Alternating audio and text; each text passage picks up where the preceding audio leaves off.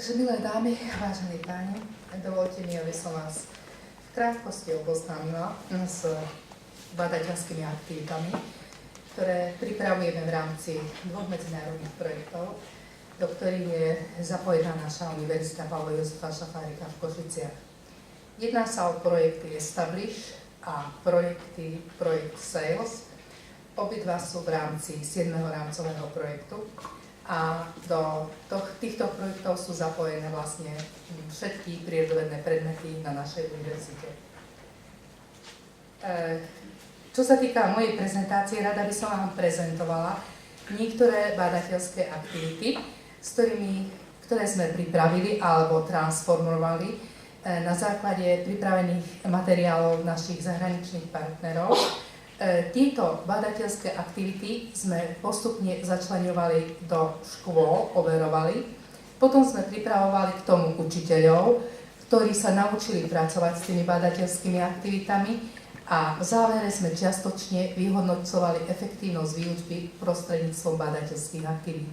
Preto o tom hovorím, pretože tento projekt neskončil a budeme v rámci ďalšieho projektu ďalej pracovať na overovaní badateľských aktivít, zisťovaní efektívnosti v rámci projektu Sales. Pre učiteľov je na našej škole k tomu pripravené kontinuálne vzdelávanie s príslušnými kreditmi a učitelia mali ako ďalší benefit to, že aktívne učitelia sa mohli zúčastniť, a bude to aj v ďalšom projekte, na medzinárodnej konferencii v Dubline, kde mali možnosť stretnúť sa s ďalšími učiteľmi vôbec Európy a vidieť, aké sú benefity týchto vzdelávacích aktivít vo výučbe. Začala by som veľmi stručne s aktuálnou situáciou a prečo vlastne badateľská metóda. V podstate to je nič nové. Ako hovoril pred chvíľočkou pán profesor Held, hovorilo sa už v minulosti o problémovej metóde, ktorá sa začleňovala do výučby. Hovorí sa o projektovom vyučovaní, zážitkové učenie a tak ďalej. Všetky tieto metódy sú aktivizačné metódy a majú jedno spoločné východisko. Čo sa týka výučby, chcela by som zdôrazniť, že naši žiaci, ako ukazujú výsledky PISA, majú mnohé nedostatky, ktoré súvisia predovšetkým s tým, že ovládajú množstvo faktografických pojmov, ale problém im robí vlastne samostatné uvažovanie o prírodných vedách, hľadanie a nadobúdanie ciest riešenia, aplikácia do bežného života, interpretácia zistených dát, formuláciou a argumentácia záverov a podobne. No a vlastne touto skutočnosťou sa stretli aj v ostatných krajinách, čo vyústilo do hľadania ciest a náprav. Čo sa týka prosperity Slovenskej republiky, poukazuje sa na to, že ak takýmto spôsobom pôjde výučba, tak bude nám hroziť v roku 2050 možná strata HDP až 11%. Vôbec badateľská metóda je aj obsahom štátneho vzdelávacieho programu Človek a príroda, kde je zdôrazňované, že prírodovedné predmety svojim činnostným a badateľským charakterom vyučovania umožňujú žiakom hlbšie porozumieť zákonitostiam prírodovedných procesov a tým si uvedomovať aj užitočnosť prírodovedných poznatkov. Prečo badateľská metóda znamená premenu myslenia v Európe? Pretože podporuje a rozvíja činnostné a zážitkové učenie a je dôležitá pre rozvoj kreativity, schopnosti riešenia problémov, hĺbšie porozumenie prírodným vedám, čo znamená veľakrát oveľa viac než samotná znalosť poznatkov. Badateľské orientované vyučovanie sleduje aj cieľ rozvoj kritického myslenia žiakov. V podstate ide o to, že učiteľ neodovzdáva poznatky žiakom tradičným spôsobom, ale vytvára poznatkovú sféru formou riešenia problému a kladenia otázok. Vedie žiakov postupom, aký je bežný v reálnom výskume, a to od formulovania hypotéz, konštrukcie metód riešenia, získavanie výsledkov zistených metodikou, na ktorej sa žiaci s učiteľom dohodli, diskusia a záver. Nechcem vás nejak zaťažovať, lebo už ste dosť unavení nejakými teoretickými východiskami, radšej by som vám ukázala konkrétne aktivity. Takže prejdem k tomu, že tie badateľské aktivity možno podľa rôznych autorov deliť podľa rôznej úrovne do jednotlivých stupňov alebo úrovní. V rámci projektu Establish rozdeľujeme badateľské aktivity do týchto úrovní. Je to interaktívna ukážka, riadené objavovanie, riadené bádanie a tak ďalej, až otvorené bádanie. Postup je nasledovný. Interaktívna ukážka je vlastne s tým, čo sa stretávate bežne, že žiakom niečo ukážete, žiaci to potom opakujú po učiteľovi a podobne. Potom postupne sa stráca rola učiteľa, pristupuje rola žiaka a otvorené bádanie je založené na tom, že už aj výskumný problém si stanovujú žiaci, sami hľadajú spôsoby riešenia a vyvodzujú príslušné závery. V rámci tohto projektu vám predstavím veľmi stručne 3 také témy, ktoré možno pôsobia na vás tak vzletmo a určite za nimi veľa nevidíte, ale v podstate by som povedala, že zefektívňovanie výučby nespočíva len v tých metódach, ale je potrebné trošku sa ináč pozrieť aj na niektorý obsah. Takže prvá téma je vyšetrovanie dier, kde sa žiaci majú možnosť cez pojem diera, viditeľné, neviditeľné, zaujímavé diery, zoznámiť a vedieť, predstaviť veľkosti jednotlivých častíc a veľkosti molekúl. Ďalšia téma, o ktorej sme tu už počuli dneska, že je pre učiteľe ju pokladajú za vyslovene neužitočnú pre nich, to je problematika plastov a odpadov z plastov.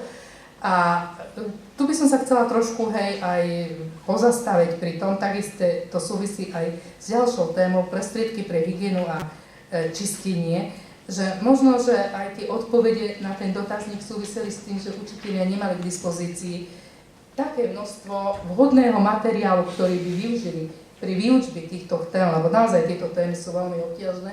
A ja keď sme sa pustili aj s Univerzitou Karlovo do tvorby badateľských aktivít pre plasty a odpady z plastov, tiež som mala z toho značné problémy, pretože naša didaktika, teda v učebniciach bola sprístupnená táto téma, predovšetkým tých starých, s dôrazom na makromolekulu, polymerizáciu, polyadíciu a tak ďalej. A to boli vlastne teoretické poznatky, ktoré žiakom až tak veľa nedávali. A v tomto prípade, v tejto lekcii je sprístupnená z iného hľadiska, z hľadiska spoznávania plastov, ich vlastností a označovania, využitia v bežnom živote a recyklácie plastov. Takže, aby som zase už veľa nehovorila, prechádzam k jednotlivým ukážkám. V rámci viditeľných dier sú nasledovné aktivity. Ja som pre vašu zaujímavosť dala kolovať taký výber z aktivít, neviem, kedy sa to ku vám dostane, ktorý sme pripravili pre štátny pedagogický ústav v Bratislave, keď sme v decembri mali tam prednášku pre pracovníkov SPU a učiteľov chémie. Takže interaktívna ukážka. Úlohou učiteľa je predviesť ukážku, manipulovať s vedeckými prístrojmi, klásť interaktívne otázky. Napríklad problematika kávový papierový filter, úplne s jednoduchými začíname. V podstate celá táto lekcia prehlbuje poznatky z problematiky oddeľovania zložiek zmesí. Ja vám ukážem 3 také aktivitky od najjednoduchšej až po tú najzložitejšiu, ktoré vlastne rozširujú tieto poznatky. Takže ináč všetky lekcie sú založené na tom, že sú osobitné lekcie pre učiteľa a osobitné lekcie pre žiakov. Konkrétne pre učiteľa má k dispozícii otázky, čo je to, z čoho je to vyrobené, kde ste sa s tým stretli, pili ste už kávu a tak ďalej. A ďalej postup je kávový filter, vložíme do kadičky, sypeme do nich kávu, zalejeme a tak ďalej, čo pozorujeme. A potom sa žiakov pýtame, ako je možné, že kávové zrnká ostali na filtri, prečo sa voda v pohári zafarbila na tmavo, nedo a tak ďalej. Čiže tu už na začiatku v tých prvých ročníkoch majú žiaci určovať veľkosti jednotlivých častíc. Podobne ako príklad by som vybrala z ďalšej témy zaujímavé diery, aktivitu množstvo roztoku absorbovaného detskými plienkami. Je to veľmi zaujímavá aktivita pre žiakov, i keď tu učiteľ to môže robiť aj na strednej škole, preto je ten pojem super absorbent, ale deti sa oboznamujú vlastne s tým, že existujú látky, ktoré pohlcujú veľké množstvo vody a tým pádom musia obsahovať nejaké diery. Na úrovni gymnázia i môžeme povedať, že dôvodom k tomu je vlastne to, že v týchto detských plinkách sa nachádza kyselina adipová, vzniká polymer kyseliny adipové a tak ďalej. Táto aktivita je založená na experimente, kde žiaci porovnávajú množstvo vody absorbovanej rôznymi roztokmi, ako je kyslý, zásaditý a neutrálny. Zistujú, že najviac pohltí vody práve ten zásaditý roztok, čo súvisí vlastne s močom a tak ďalej. Čiže je to aktivita, ktorá je taktiež viazaná na chémiu bežného života. No a ešte vám ukážem najvyšší stupeň, to je otvorené bádanie. Tu žiaci navrhnú a budú presadzovať svoju výskumnú prácu, aj navrhnú experiment. Príkladom je napríklad detektívny príbeh. Žiaci dostanú za úlohu vyriešiť vraždu, pretože našli veľakrát, keď učitelia aplikovali túto metódu do výučby, tak nám hovorili, že deti zo začiatku na nich pozerali, že čo to má spoločné s chémiou. Až potom sa to akože dozvedeli. Ináč táto aktivita bola v rámci tejto skupiny aktivít najobľúbenejšia. Žiaci mali teda navrhnúť a použiť separačné metódy, aby vyriešili nasledovnú vraždu. Pri mori sa našiel utopený človek, vedľa mora teda bol bazén, v bazénu bola týž voda a na stoliku bola položená šálka čaju s cukrom. Teraz úlohou žiakov bolo vlastne vyriešiť, či zomrel pán Johnson ešte pred potopením do mora, či existujú nejaké dôkazy o kontaminácii cukru inou látkou a či existujú nejaké dôkazy o kontaminácii čaju inou látkou. V podstate učiteľ si pripraví dopredu slaný roztok a obyčajnú vodu z vodovodu, kde žiaci na základe kryštalizácie odparenia budú sledovať, že aká voda bola v pľúcach a ďalej na základe chromatografických metód zistia, že či čaj alebo cukor bol kontaminovaný a vyvodia z toho záver. Takže to bola veľmi stručne ako ukážka, neviem koľko asi 5 minút. Už by sme mali skončiť, no tak výborne. Takže ostatné ukážky vám bohužiaľ nemôžem teraz ukázať, hoci mám pripravené ukážky aj z oblasti plastov, ale to vám ukáže moja kolegyňa doktorka Lechová, ktorá tiež pracovala ako učiteľka gymnázia na týchto badateľských aktivitách a má z toho ukážku videa, ako pracovali žiaci. A ešte úplne v závere chcem povedať niekoľko slov k vyhodnocovaniu týchto aktivít. Aktivity sme vyhodnocovali u učiteľov a žiakov, spolu 50 učiteľov fyziky, biológie a chémie, ktorí prechádzali vzdelávaním, ktoré obsahovalo 12 hodín, kde sa zoznamovali s týmito aktivitami.